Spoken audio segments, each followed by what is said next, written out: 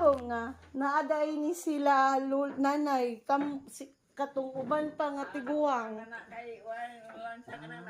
Hala, lamisa.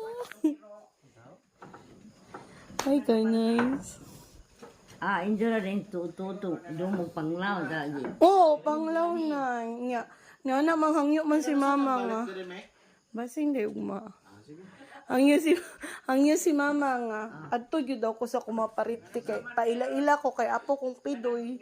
Nga pinakaunang apong pidoy gyud. Oh. Pinakauna po ning apo ni Lolo sa tuhod. Oh, mo lang nila nga. Ligon gyud daw ang apo kay sa tuhod ni Lolo. Wala kanin.